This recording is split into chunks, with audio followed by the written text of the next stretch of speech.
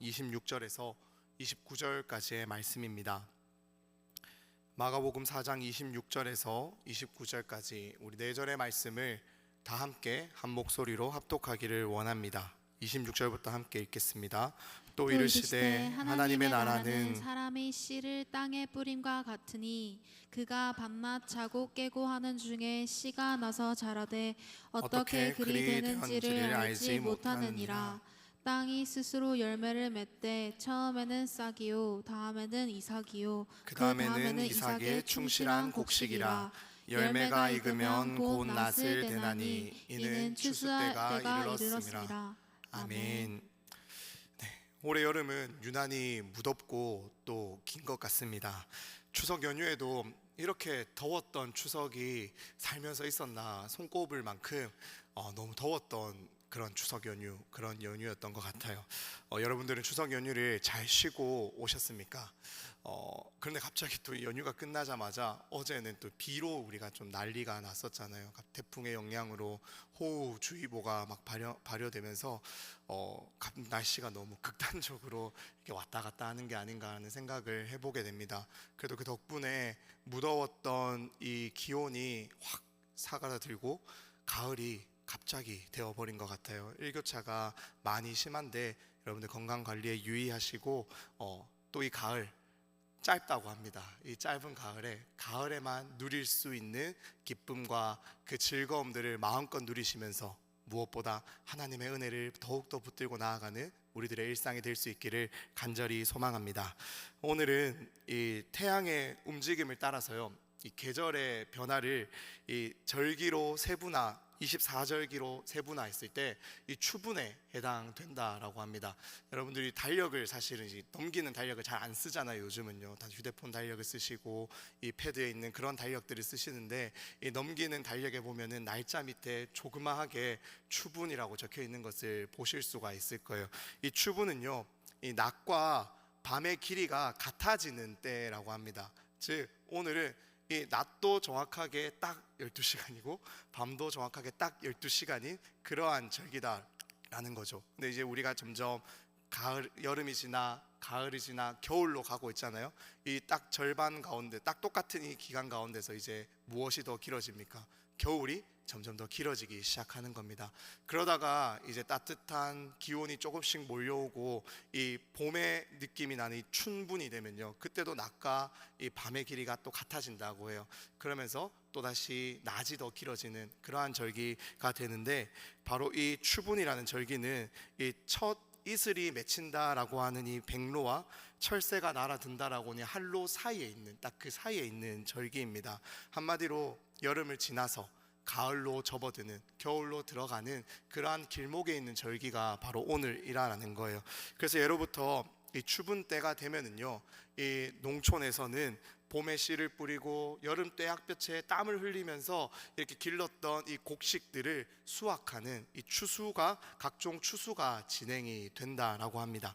한창 일손이 필요할 시기이기도 하고요, 또 수확의 기쁨과 그 보람으로 풍성한 때가 바로 지금 이때다라는 겁니다. 이스라엘 백성들도요, 이런 수확의 기쁨과 보람을 너무나도 잘 아는 민족이었습니다. 왜냐하면요, 그들도 농사를 지었기 때문입니다. 이스라엘 백성들은요, 이 요셉이 애굽의 총리로 있을 때, 그때만 해도 그 전부터 이미 그때만 해도 그들은 성경에서 그들을 향해서 이 유목하는 민족들이다라고 표현을 하고 있었어요. 이후에 이 애굽 땅에, 이 고센 땅에 정착하게 되는데, 이 애굽 사람들이 가증히 여기는 그 목축을 우리의 직업이라고 소개하면서 그 땅을 받게 되고, 그곳 가운데서 목축을 하면서 가축을 기르면서 이 유목민족으로서 애굽 땅 안에서도 계속해서 그들이 살아왔다라는 겁니다. 그런데 그러한 그들이 하나님의 은혜로 이 출애굽을 하게 되고 하나님께서 약속하신 이 가나안 땅에 들어가게 됩니다. 이 가나안 땅에 들어가게 될 때 그들은 광야 기간 가운데서 만나와 메추라기로 먹이신 하나님의 은혜로 그들이 먹고 배불렀다면, 이 가나안 땅에 들어가게 되었을 때는요, 하나님께서 이 이스라엘 백성들에게 너희가 이제 하늘에서 내리는 이 만나와 메추라기로 먹고 살 것이 아니라 내가 그 땅에서 나는 소산물로 너희를 먹고 살도록 하겠다라고 약속하여 주세요. 그리고 정말로 그 땅에 들어가게 되었을 때 하늘에서 내리던 만나와 메추라기가 그치게 되고 그들이 가나안 땅에서 나는 소산물로 그 수확물로 먹고 살기 시작했다라는 겁니다. 물론 여전히 목축을 하였어요. 가축도 길렀습니다. 하지만 동시에 농사도 지으면서 그들이 이 추수의 기쁨과 이 수확의 이 기쁨과 보람을 너무나도 잘 알고 있었던 민족이다라는 겁니다. 그래서 그들은 이 곡식을 추수하고 그것을 타작할 때가 오면은요, 온 마을 사람들이 모여서 그 수확의 기쁨을 함께 나누는 잔치가 벌어지기도 하였습니다. 그리고 무엇보다 이러한 풍성한 결실을 주신 하나님께 감사하며 예배를 드렸다라는 거예요. 이스라엘 백성들의 절기 중에 초막절이라는 절기가 있습니다. 이 초막절이라는 절기는요, 그들이 광야의 40년의 시간을 기억하고 기념하면서 그곳 가운데서 자신들이 장막을 짓고 살았던, 그때 하나님께서 은혜를 베풀어 주셨던 것을 기억하고 기념하며 되새기는 시간, 그러한 절기이기도 하지만 동시에 수장절이라고도 불렸어요. 이 수장절이라는 뜻은 한 해의 농사를 마무리 짓고 곡식을 저장하여 주신 그 은혜에 감사하다라는 추수 감사의 의미가 그 초막절에 담겨 있었다라는 겁니다. 또 맥추절이라는 절기를 여러분들이 들어보신 적이 있을 거예요. 이 맥추절은 밀을 처음으로 수확한 후에 그 풍성한 은혜를 주신 하나님께 감사하는 절기였습니다. 이 외에도 보리를 첫 수확하고 그 첫 이삭을 드리는 감사로 초실절을 지켰고, 그러한 것처럼 이스라엘 백성들은 자신들에게 풍성한 은혜를 주신, 수확을 주신 하나님께 감사하며 이러한 절기들을 지키며 나아갔다라는 겁니다. 그렇기에 이러한 이스라엘 백성들에게 있어서요, 농사가 너무나도 익숙한 그들에게 있어서 오늘 이 본문의 말씀, 예수님께서 이 농사의 이야기를 비유로 들어서 그들에게 이 하나님 나라의 비밀을 설명해 주고 있는 이 순간은요, 어쩌면 그들이 너무나도 잘 이해할 수 있을 것만 같은 그러한 순간처럼 보입니다. 하지만 정말로 그들이 이 예수님의 비유를, 이 비유의 말씀을 잘 이해할 수가 있었을까요? 과연 이들은 예수님께서 지금 가르쳐 주고 계시는 이 하나님 나라의 비밀을 정말로 바르게 깨달을 수가 있었을까요? 오늘 본문을 우리가 함께 조금 더 살펴보기를 원합니다. 오늘 우리가 함께 읽은 이 본문은요, 이 사복음서 가운데서 이 마가복음에만 유일하게 기록되어 있는 비유입니다. 예수님께서는 이 비유를 통해서 이 하나님의 나라에 대해서 설명을 하시고자 합니다. 하나님의 나라란 말 그대로 이 하나님이 다스리는 나라, 하나님의 주권이 임하는 곳으로 어떤 특정한 국가나 세력이나 단체를 의미하는 것이 아니고요, 단순히 예수 그리스도를 믿는 성도가 죽고 나면 가게 된다라고 생각하는 그 천국, 그 내세만을 의미하는 것도 아닙니다. 그렇게 사실 우리가 살아가는 모든 이 땅, 우리의 모든 삶은요, 하나님의 나라입니다. 하나님의 주권이 미치지 않는 곳이 없고요, 그가 다스리지 않는 곳이, 다스리지 않는 것이 없기 때문에 그렇다라는 거예요. 그러나 조금만 더 우리가 이것을 구체적으로 살펴보면요, 이 하나님의 일방적인 은혜로 구원받아서 이 하나님만을 예배하는, 그래서 하나님의 소유가 된 하나님의 백성들, 그 하나님의 자녀들의 모든 삶, 그래서 그러한 모든 삶 가운데서 하나님만을 의지하고 하나님의 말씀만을 기준으로 삼고 날마다 나의 뜻이 아니라 하나님의 뜻대로, 나의 본성대로가 아니라 성령이 이끄시는 대로 날마다 예수 그리스도를 닮아가는 삶, 그래서 그렇게 살아가는 하나님의 자녀들이 밟는 모든 땅, 모든 일상, 모든 삶의 자리가 바로 하나님의 나라입니다.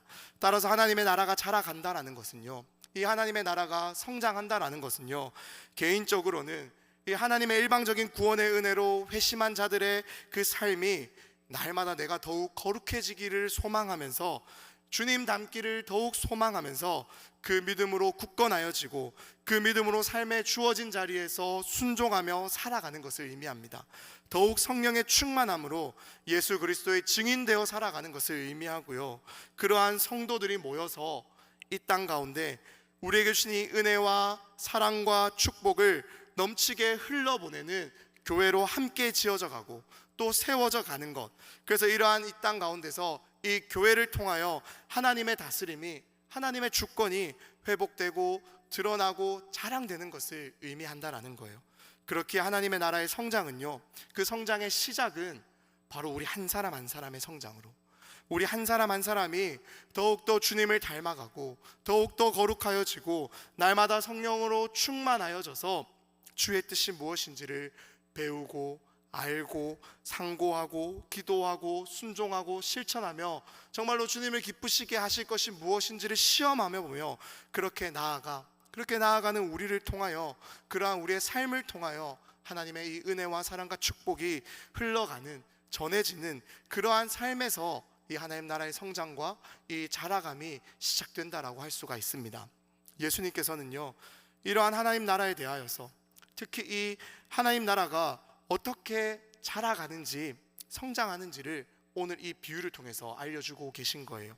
그런데 그 하나님의 나라는요, 사람이 나아가서 밭에 씨를 뿌리지만 그 씨를 뿌린 사람은요, 그 씨가 어떻게 자라가는지 도무지 알지 못하고 그 어떻게 열매가 맺어지는지 그 성장 과정에 대해서 아무것도 알지 못하고, 더 나아가서 그 과정에 아무런 역할도 개입도 할 수 없다라고 지금 말씀하고 있습니다. 즉 예수님은요, 이 비유를 통해서, 오늘 우리가 함께 읽었던 이 본문의 말씀을 통해서 의도적으로 이 씨를 뿌리는 사람의 무능력함을, 다시 말하면 자신이 뿌린 이 씨앗이요, 심겨지고 자라나는 그 모든 과정 가운데서 그가 할 수 있는 것, 그의 역할은 아무것도 없다라는 것을 강조하고 있는 것입니다. 사람이 씨를 뿌립니다. 그리고 분명히 나아가서 물을 주고 돌봅니다. 뿌려진 씨앗이 심겨서 그렇게 자라가요. 하지만 그 심겨진 씨앗이 자라서 열매를 맺고 추수 때가 올 때까지 그 씨를 뿌린 그 사람이 할 수 있는 것은 아무것도 없다라고 지금 주님이 말씀하고 계시다라는 거예요. 이것이 무엇을 의미할까요? 하나님의 나라는 이 사람의 어떠한 노력이나 행위를 통해서 자라가는 것이 결코 아니다라는 것을 우리에게 말씀하고 계신 겁니다.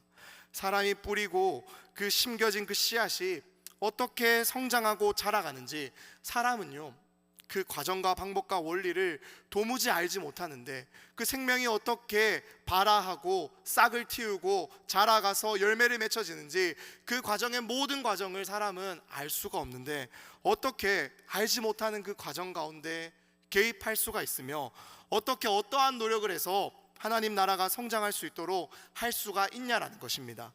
그것이 불가능하다라는 거예요. 다시 말해서 하나님 나라가 성장함에 있어서 사람이 할 수 있는 것은 아무것도 없다, 무능력함을 주님께서 철저하게 강조하고 계신 것입니다. 그래서 마가는요, 이 예수님의 이 비유를 기록하면서 그러한 예수님의 의도를 철저하게 반영하고 있습니다. 이 26절 말씀에 보면은요, 26절 말씀에 보면은 예수님께서 이 말씀을 시작하면서 사람이 씨를 땅에 뿌린다라고 기록하고 있어요. 그런데 여기서 이미 예수님은 이 뿌려진 씨앗이 심겨지고 자라남에 있어서 씨를 뿌리는 사람의 역할이 아무것도 없음을, 이 사람을 나타내는 이 표현으로서 강조하고 있습니다. 단지 한 사람일 뿐이다라는 거예요. 어떠한 특정한 기술이나 능력이나 아니면 직업적으로 농사를 짓는 농부다라는 그러한 표현이 아니에요. 그저 한 사람, 그저 그냥 사람일 뿐이다라는 이 단어를 사용해서 지금 이 본문을 기록하고 있는 것입니다. 그냥 평범한 사람이 나아가서 씨를 뿌렸다라는 거예요. 게다가 이어지는 이 씨를 땅에 뿌린다라는 것은요, 땅에 뿌린다라는 것을 우리가 생각해 볼 때는 이것은 나아가서 파종하고 심는 행위를 말하는 것이 아닌가라고 생각해 볼 수 있지만, 그것이 아니라 단순히 씨를 땅에다가 던진다라는 의미를 가지고 있습니다. 물론 이스라엘의 이 농법의 특징을 살펴보면은 그들이 땅에다 씨를 뿌리는 게 그들의 농사의 특징이 맞기는 맞아요. 하지만 여기서는 그런 것을 의미하는 것이 아닙니다. 그러한 농법을 표현할 때는, 즉 농부가 씨를 땅에 파종할 때 이러한 행위에 대해서는 다른 단어를 쓰고 있어요. 그것이 마가복음 4장 3절에 드러나고 있는 거예요. 이 씨를 뿌리는 사람이 뿌리로 나아갔다, 이 표현이 바로 그들이 이 씨를 심었다라는 것을 의미하는 표현입니다. 그러나 26절에서 단순히 던진다라고 표현을 하고 있는 거예요. 그냥 씨를 아무 곳에나 던져버리고 있다라는 겁니다.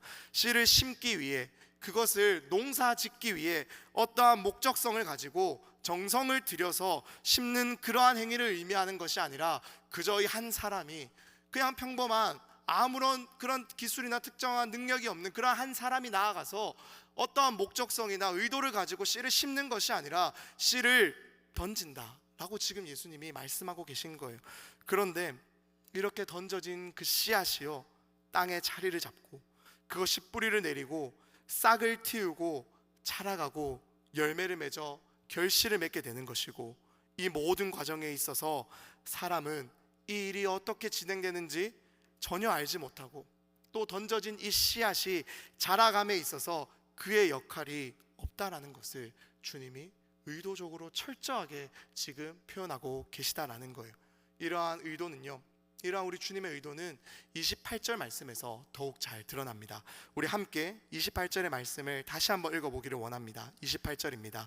땅이 스스로 열매를 맺되 처음에는 싹이요 다음에는 이삭이요 그 다음에는 이삭의 충실한 곡식이라. 땅이요, 스스로 열매를 맺는다라는 거예요. 사람의 노력으로, 어떠한 돌봄으로, 정성으로, 농사의 기법으로 이 열매가 잘 맺어지는 것이 아니라 땅이 스스로 열매를 맺는다라는 겁니다. 씨앗에 담겨있는 그 생명력이 이 땅과 만나게 되었을 때 땅이 그 씨앗의 생명력을 품어서 스스로 열매를 맺도록 하게 한다라는 거예요. 이 스스로라는 이 단어는요, 헬라어로 이 아우토마토스라는 단어입니다. 그런데 이 단어는요, 우리가 운전면허 시험을 통해서 운전하지 않는 사람도 너무나도 잘 알고 있는 이 수동의 반대, 오토잖아요. 오토. 이 오토매틱이라는 단어가 이 아우토마토스라는 이 단어에서 나오게 되었다라는 거예요. 그러니 이것이 무엇을 의미합니까? 사람이 손을 대지 않아도요, 사람이 아무것도 하지 않아도요, 돌보지 않아도, 신경을 쓰지 않아도, 돌아보지 않아도 땅이 저절로 자동적으로 씨앗을 자라게 하여서 열매를 맺도록 한다라고 지금 의도적으로 표현하고 계신 것입니다. 그렇게 예수님은요, 이 비유 속에서 계속해서 철저하게 이 씨를 뿌린 사람이 그 씨가 자라가고 열매를 맺는 것에 있어서 어떠한 개입도 할 수 없다라는 것, 그의 역할은 씨를 뿌리는 것밖에 없다라는 것을 보게 됩니다. 도대체 예수님은요, 이 하나님 나라의 자라감을, 성장을 설명하시면서 왜 이토록 사람의 역할과 그 노력과 행위를 철저하게 배제하고 또 제한하고 있는 것일까요? 정말로 하나님 나라가 성장함에 있어서, 하나님 나라가 자라감에 있어서 이 사람의 역할이 없기 때문에 그렇습니까? 우리가 할 수 있는 어떠한 노력이 아무것도 없기 때문에 정말로 그런 것일까요? 그렇다면 하나님 나라의 성장을 위해서 사람은 정말로 아무것도 할 필요가 없습니까? 어떠한 노력을 우리가 하지 않아도 되는 건가요? 저절로 자라가는 것이니 저절로 자라도록 내버려 두면 되는 것입니까? 오늘 우리가 함께 읽은 본문 이 27절의 말씀에 보면은요, 그냥 사람은 밤낮 자고 깨어났다라고만 이야기를 하고 있습니다. 그냥 그는 평범하게 그의 일상을 살아갔다라고 이야기하는 거예요. 즉, 그렇다면 나도 그냥 나의 삶을, 나의 일상을 살아가기만 하면 그 나머지 문제는, 그 나머지는 저절로 알아서 자동적으로 스스로 열매를 맺게 되는 것일까요? 정말로 그렇게 한다면, 정말로 우리가 그렇게 내버려 둔다면 우리의 삶 가운데 이 하나님의 나라가 저절로 자라가고 성장하는 것입니까? 정말로 그렇습니까? 그렇지 않다라는 것을 여기에 모인 우리 모두가 너무나도 잘 알고 있을 거예요. 나의 삶을 떠올려 봐도, 나의 삶을 떠올려만 봐도 우리가 충분히 그것에 동의할 수 있지 않습니까? 내 삶을, 나의 삶을 가만히 내버려 두면 어떻게 됩니까? 나는 정말로 하나님 나라를 이루며 살아가고 있습니까? 내 삶에서 정말로 이 하나님의 나라가 자라가고 있습니까? 절대로 그렇지 않다라는 것을, 아니 절대 그럴 수 없다라는 것을 우리는 너무나도 쉽게 동의할 수밖에 없습니다. 우리는 뼈저리게 공감할 거예요. 나를 가만히 내버려 두면, 그래서 내 삶에 그 어떠한 터치도 없고 그 어떠한 강제력도 없고 그 어떠한 동기부여도 없다면요, 정말 그래서 내 순수한, 정말 내 안에 내 순수한 그 의지로, 그 자유의지대로 내가 신앙생활하면 어떠한 일이 내 삶 가운데 일어나게 되는지 우리는 너무나도 잘 알고 있습니다. 우리가 운동을 하루만 하지 않아도 운동을 열심히 하시는 분들이 어떻다라고 얘기합니까? 근손실이 온다라고 이야기를 하잖아요. 그런 것처럼 우리가 정말로 내가 무엇을 특별히 하지 않아도, 가만히 있어도, 내 삶을 내버려 두어도, 그냥 내 의지대로 내버려 두어도 잘할 수 있다라고 생각하면요, 우리의 영혼은 자라가는 것이 아니라 이 영적인 근손실이 온다라는 것을 우리 모두가 경험하며 살아가고 있지 않냐라는 거예요.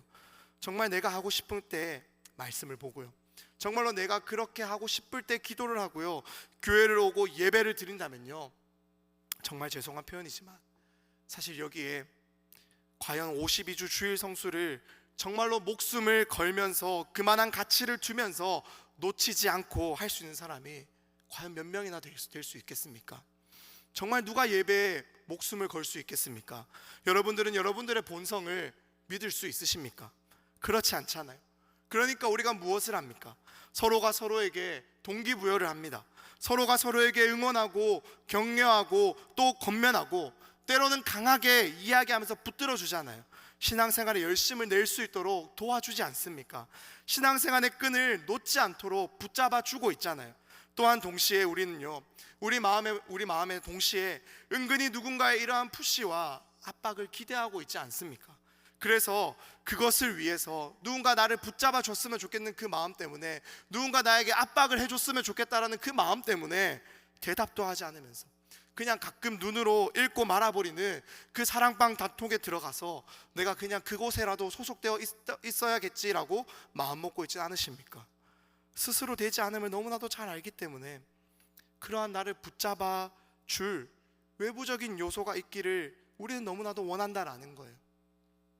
어딘가에라도 소속되어 있으면 그래서 안심을 하는 겁니다. 그리고 그런 중에 내 스스로 이 믿음을 붙잡기 위해서, 성장하기 위해서, 유지하기 위해서, 자라기 위해서 부단히 애쓰고 노력을 합니다. 피곤한 몸을 이끌고요, 주중에 학교를 마치고 일을 다 마치고 내 다른 친구들, 회사의 동료들은 쉬러 갈 때, 이 불금을 즐기러 갈 때 나는 하나님 앞에 나오는 것, 이 금요 예배 자리에 오는 것 아닙니까? 캠퍼스에서 수업 듣고 과제하고 자기 개발하기도 바쁘고 친구 만나기도 바쁘고 놀기도 바쁜데, 그런데 나는 내 믿음을 지키려고 또 정말로 신앙으로 한번 20대를 살아보려고 선교단체에도 가입해보고 열심히 활동해보고 있지는 않습니까? 씻고 나가기도 바쁜 그 아침 시간에 5분이라도 더 자고 싶어서 맞춰놓았던 알람을 계속 끄고 또 끄는 그러한 우리의 삶 가운데서, 그 누워있고 싶은 그 시간 가운데서 오늘도 내 인생을 붙잡을 그 하나님의 말씀을, 그 지켜줄 은혜를 찾기 위해서 그 잠을 깨서 내 본성을 거슬러서 아침에 일어나 큐티라도 하고 나가야지라고 여러분들이 마음을 먹고 실천하고 계시지는 않으십니까? 남들은 다 가족을 만나러 가고요, 또는 해외여행을 다니면서 평소에 누리지 못했던 쉼을 갖고 충전의 시간을 갖는 이러한 명절 연휴에 또 방학 때 한번 복음을 전하는 삶을 살아보겠다고, 내게 주신 이 은혜를 한번 전하여 보겠다라고 내 물질과 내 시간과 내 노력과 힘을 들여서 단기 선교를 다녀오는 것 아닙니까? 제자훈련과 성장반 등의 훈련의 시간에 참여하면서 숙제하기 위해서 책을 읽고 교재 예습하고 복습하고 또 설교 노트 적기 위해서 지금도 졸지 않으려고 애쓰고 있는 것 아닙니까?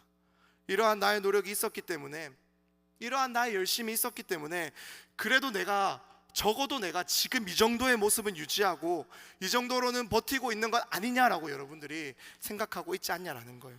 그래서 이것도 부족한데, 이것도 너무나도 부족한데 라고 생각하면서 그렇게 해도 하지 못하는 내 자신이 너무나도 부끄러울 때가 많아서 섬김의 자리를 내려놓고 싶고, 누군가가 그것을 부탁하면 피하고 싶고, 아니면 적어도 내가 이 자리만은 지키고 있어야지, 내가 적어도 여기에만 앉아 있어야지라고 생각하면서, 그래야 적어도 이것이 내 신앙을 붙잡아 줄 수 있겠다라고 생각하면서 여러분들이 그 자리에 붙들려 있는 것은 아닌가요? 그러니 어찌 이러한 나의 삶에서 내 노력과 내 열심과 내 행위가요, 나의 신앙이 자라감에 있어서, 아니 적어도 유지하는 데 있어서 단 하나도 소용이 없다라고 말할 수가 있겠습니까? 내 노력으로, 내 행위로, 내 열심으로 내가 무엇인가를 이루어 보겠다라는 게 아니에요. 그것으로 내가 내 구원을 이루겠다라는 것이 아닙니다. 적어도 내게 적어도 내게 이 정도의 노력과 이 정도의 열심과 이 정도의 행위는 필요한 것이 아니냐라는 거예요. 예수님께서 지금 이 비유에서 말씀하고 있는 것처럼요, 우리의 행위와 노력과 열심이 이렇게 철저하게 배제되고 제한될 수가 있냐라는 것입니다. 그것이 정말로 맞냐라는 거예요. 예수님의 말씀을 듣고요, 그의 가르침을 받기 위해서, 그래서 이 비유를 듣고 있던 이스라엘 백성들, 또 그 자리에 모여 있었던 제자들의 생각도 마찬가지였을 것입니다.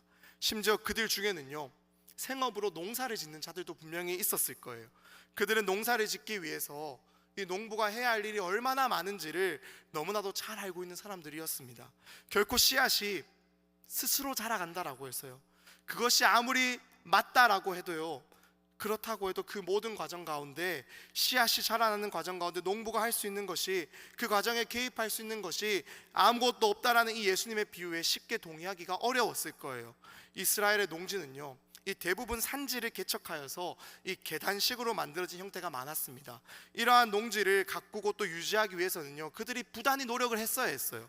이스라엘은 석회암 지대이기 때문에 이 비가 조금만 와도 그 위에 덮여 있었던 흙이, 얇은 그 토양층이 다 쓸려 내려가기 때문에 그것을 막기 위해서 가장자리에 담을 세우고요, 또 흙이 쓸려 내려가지 않도록, 농사에 피해가 발생하지 않도록 그들이 부단히 애쓰고 노력을 해야 했다라는 겁니다. 그리고 이러한 땅을 고르기 위한 쟁기질은요, 정말로 고된 노동이었어요. 이외에도 농사를 짓기 위해서는 분명히 신경을 쓰고 노력하고 애써야 되는 일이 한두 가지가 아니었을 것입니다. 그러니 이러한 모든 노력이 철저히 배제되고 의도적으로 외면당하고 씨앗이 저절로 자라가기만 한다고 생각하면 누가 쉽게 정말로 그렇구나, 맞구나, 정말로 예수님의 말씀대로 그렇구나라고 동의할 수가 있었겠냐라는 겁니다. 그렇다면 도대체 우리는 예수님이 말씀하고 계시는 이 비유를 어떻게 이해해야 합니까? 사랑하는 여러분, 저는 이 비유를 묵상하고 또 묵상하면서요, 예수님이 정말로 우리에게 말씀하고 싶은 것은, 예수님의 의도는요, 결코 농부의, 또 우리의 삶을, 우리의 신앙을 유지해보고자, 버텨보고자 애쓰는 그러한 우리의 노력을 무시하거나 깎아내리고자 함이 아니다라는 것을 깨닫게 됩니다. 오히려 예수님은요, 그러한 우리의 애씀을요, 그러한 우리의 노력을요, 그러한 우리의 발버둥을요, 귀하게 여기십니다.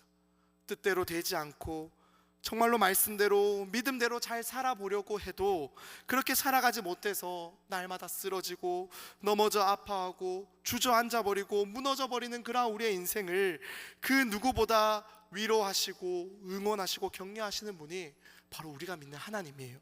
하지만 예수님은요, 이 비유를 통해서 우리에게 분명하게 말씀하고 싶으신 것이, 가르쳐주고 싶으신 것이 있다라는 거예요.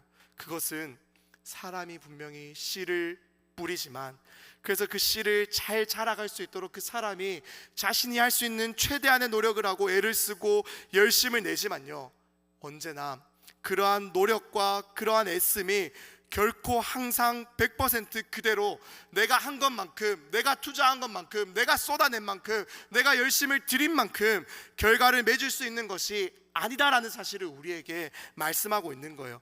우리는 지금까지 우리가 행한 내 삶을 지금까지 유지하기 위해서 살아오면서 내가 했던 그 부단한 노력과 애씀과 열심, 그것으로, 그 결과로 지금 우리가 이 자리 가운데 서 있는 것이 아니다라는 사실을 주님은 우리에게 말씀하고 싶으신 거예요. 오히려 그러하다면요, 정말로 우리가 우리의 노력으로, 나의 열심으로, 나의 애씀으로 우리가 우리의 삶을 이룰 수 있고, 우리가 정말로 그 결과로 지금 내 자리에 서 있는다라고 한다면요, 그 수고하며 그렇게 애쓴 것을 수확하며 살아가는 것이 나의 인생이라고 한다면요, 어쩌면 지금 우리의 인생은 내가 지금 누리고 있는 것보다, 지금 내가 누리고 정말로 그렇게 살아가고 얻고 살아가고 있는 것보다요, 더욱 형편없을 것이 분명합니다. 왜 그렇나요?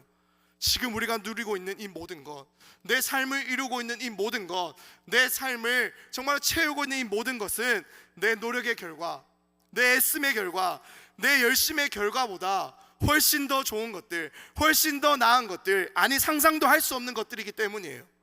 내가 노력한 것 이상으로, 내가 애쓴 것 이상으로, 내가 정말로 투자한 것보다 그 이상으로 누리며 얻으며 그렇게 내 인생이 채워져 살아가는 것이 지금 살아가고 있는 내 삶의 모습이 아닙니까? 사실 우리는 기도한다라고 하지만 기도하지 않잖아요. 사실 우리는요, 주님만 의지한다라고 하지만 주님보다 더 의지하는 것, 주님보다 먼저 의지하는 것이 다 가지고 있잖아요.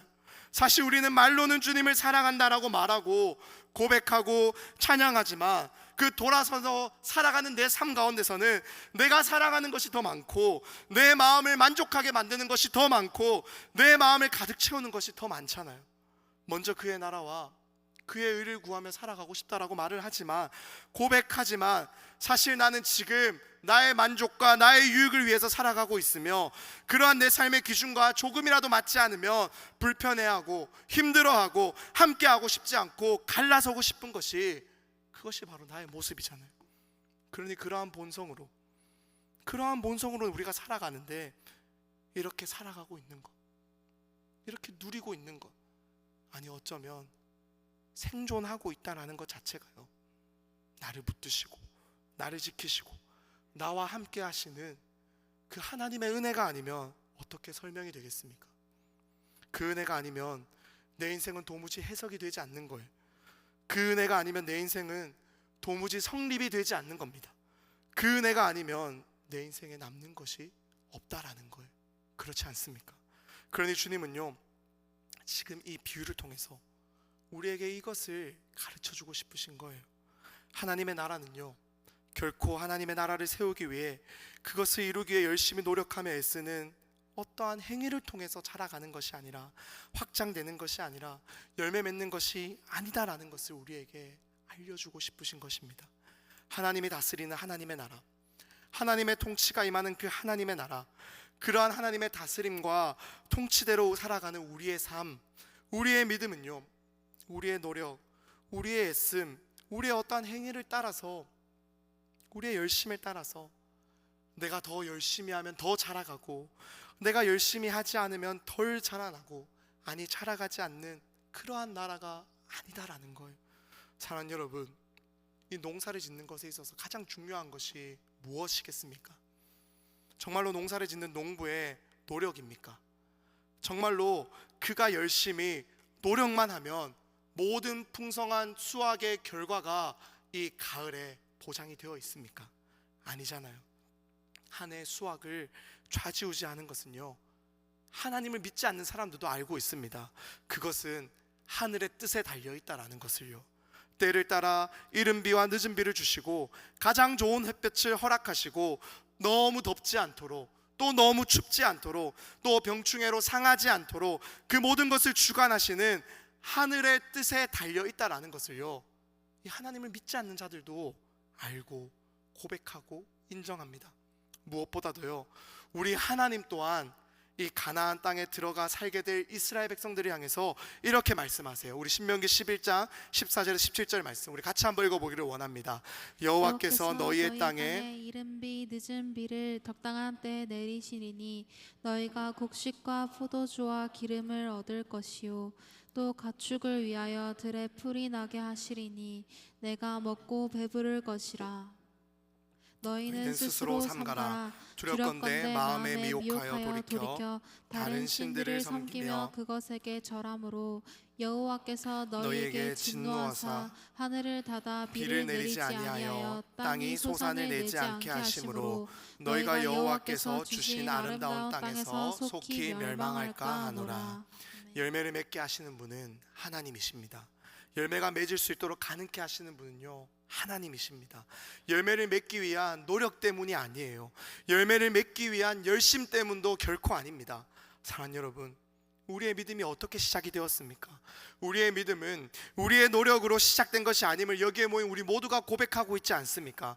내 안에 시작된 이 착한 일은요, 이 예수 그리스도를 믿는 이 믿음은요, 내가 시작하고 싶어서 시작한 것이 아니라 내 노력으로, 내 결단으로 시작할 수 있는 것이 결코 아니다라는 것을 우리가 다 알고 있습니다.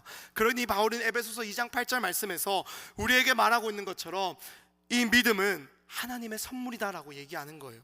하나님의 일방적인 선물이다라고 우리에게 고백하고 있는 거예요. 그래서 하나님이 우리에게 이 믿음이라는 일방적인 선물을 주시기 전까지 우리는 우리의 인생 가운데 정말로 이 선물이 필요한 자들이 맞는지 고민조차 하지 않았던, 아니 이 선물이 내게 필요하다라고 고려조차 하지 않았던 자들이 바로 우리들이었다라는 거예요. 하나님이 없어도, 이 구원의 은혜가 없어도 너무나도 잘 살아왔고 잘 살아가고 있었고 잘 살아갈 수 있다라고 믿었던 것이 구원받기 전에 구원의 은혜가 없었던, 그것을 알지 못했던 그러한 우리의 모습이었다라는 겁니다. 그런데 그러한 우리를 위해서 하나님이 행하신 일이 무엇입니까? 에베소서 2장 1절에서는 그는 허물과 죄로 죽었던 우리를 살리셨도다라고 이야기하고 있어요. 어떻게 살려주셨습니까? 그리스도께서 하나님 곧 우리 아버지의 뜻을 따라 이 악한 세대에서 우리를 건지시려고 우리 죄를 대속하기 위하여 자기 몸을 주셨으니, 이 악한 세대에서 우리를 건지시려고 우리 죄를 대속하기 위하여 자기 몸을 주셨으니, 자기 몸을 주심으로, 자기 생명을 우리를 대신하여 내어주심으로 우리 죄를 대신해 우리가 짊어져야 될 그 모든 죄의 값을 짊어지시고 십자가에 달려 죽으심으로 그 생명을 우리에게 선물로 주심으로 우리는 이 구원의 일방적인 은혜를 누리게 되었고, 이 믿음의 착한 일이 우리 안에 시작할 수 있게 되었으며 영원한 생명이, 영원한 사귐이 우리 안에 시작되었다라는 거예요. 그렇게 이러한 은혜의 시작을 바울은 너무나도 잘 알고 있었기 때문에 그는 이렇게 고백합니다. 그런즉 심는 이나 물 주는 이나 아무것도 아니로되 오직 자라게 하신 이는 하나님뿐이니라. 오직 자라게 하신 이는 하나님입니다. 오직 자랄 수 있게 하시는 이도 하나님입니다. 우리의 행위, 우리의 노력, 우리의 열심은요, 이 나를 향한 하나님의 놀라우신 이 은혜에, 구원의 일방적인 은혜에 그저 마땅한, 너무나도 당연한, 너무나도 자연스러운 반응일 뿐이다라는 거예요. 그러니 예수님께서는 이 비유를 통해서 이 하나님 나라의 비밀을 우리에게 설명하고 계신 것입니다. 어쩌면 나의 노력으로 내 믿음을 더 성장케 할 수 있다라고 생각하는 자들에게, 그래서 믿음의 주체가 하나님이 아니라 자신이라고, 내가 더 노력과 열심으로 행한다라면 주님께 더 영광이 될 것이다라고 말하고 있는, 그렇게 믿고 있는 자들에게 그것이 아니다라는 것을, 하나님의 나라는 결코 그렇게 자라가는 것이 아니다라는 것을 우리에게 말씀하고 계십니다.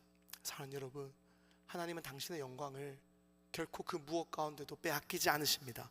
무엇보다 하나님은요, 당신의 사랑하는 자녀를 결국에 끝까지 영광스러운 자로 빚어내심으로, 당신이 시작하신 이 착한 일을 예수 그리스도의 날까지 이루어내심으로 영광을 홀로 받으십니다. 그렇게 우리의 고백은요 간단해질 수밖에 없는 거예요. 결코 예수님은 우리의 노력이, 우리의 행위가 아무런 쓸모도 필요도 없다라고 말씀하시는 것이 아니라, 그러한 것은 나를 지금까지 또 여기까지 자라게 하신 하나님의 은혜를 우리가 깨닫고 경험할 때마다 당연히 나올 수밖에 없는 마땅한 반응이다라고요. 자라게 하신 이는 오직 하나님뿐이십니다.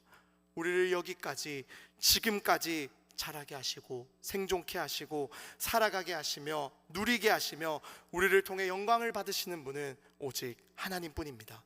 모든 것은 하나님이 하셨어요. 이것이 우리의 평생의 고백입니다. 사랑하는 여러분, 이제 말씀을 좀 정리하고 마무리하기를 원합니다. 그렇게 이제 이러한 하나님의 나라의 성장 원리, 우리의 믿음이 어떻게 자라왔는지를 우리가 정말로 마음에 새기게 되었다면요, 우리가 해야 할 일은 명확하고 또 간단합니다. 그것이 무엇입니까? 바로 오늘 예수님이 이 본문 속에서 말씀하고 있는 것처럼 그 사람처럼 나아가서 우리는 그 씨가 어떻게 자라고 열매 맺는지 다 과정을 알 수 없고 우리가 할 수 있는 것이 없지만, 우리가 해야 할 것은 뿌리는 거예요. 우리가 해야 할 것은 씨를 뿌리는 것입니다. 누구를 향해서 말입니까? 날마다 내 자신을 향해서 뿌려야 합니다. 또한 특별히 우리 새가족팀에서 준비하고 또 우리가 함께 기도로 준비하고 있는 이 다음 달에 있을 이 전도축제, 정말로 내 주변에 정말로 이 예수님의 복음을 전하고 싶은 마음에 감동을 주시는 그 태신자들, 작정자들, 초청자들, 잊혀진 나의 친구들, 함께 어릴 때 신앙생활 했지만 지금 이 자리에서 볼 수 없는 그 사람들, 그 친구들을 향해서 우리가 이것을 뿌리며 나아갈 수 있어야 할 줄로 믿습니다. 또 그러할 때 우리는요 동시에 이러한 꿈도 함께 꾸기를 간절히 소망합니다. 마가복음 4장 31절과 32절 두 절의 말씀 함께 읽겠습니다. 겨자씨 한 알과 같으니 땅에 심길 때에는 땅 위의 모든 씨보다 작은 것이로되 심긴 후에는 자라서 모든 풀보다 커지며 큰 가지를 내나니 공중의 새들이 그 그늘에 깃들일 만큼 되느니라. 아멘. 우리가 뿌린 그 한 알의 씨앗은요, 눈으로 확인하기에도 너무나도 작고 부족한 겨자씨 한 알과 같을 수도 있습니다. 하지만 그것을 자라게 하시는 이는 하나님이시기에 그 씨앗은 자라서 후에 모든 풀보다 커지고 큰 가지를 내며 모든 공중의 새들이 거할 만큼, 그 그늘에 깃들일 만큼 큰 나무가 될 줄로 믿습니다. 사랑하는 여러분, 그렇게 오늘 이 시간 우리 다시 한번 마음의 결단하며 돌아가기를 원합니다. 우리 안에 착한 일을 시작하신 이가 예수 그리스도의 날까지 이루실 것을 확신합니다. 오늘도 전도에 미련한 것으로 당신을 증거하기를 너무나도 기뻐하시는 이 하나님만을 의지하며 우리를 여기까지, 지금까지 자라게 하신 그 하나님이 언제나 우리와 함께 하시며 결국에 우리를 통해 영광 받으시기를 우리 주님의 이름으로 간절히 축원합니다. 다 같이 일어나서 이 시간 불편하지 않으시다면요, 함께 우리가 결단하며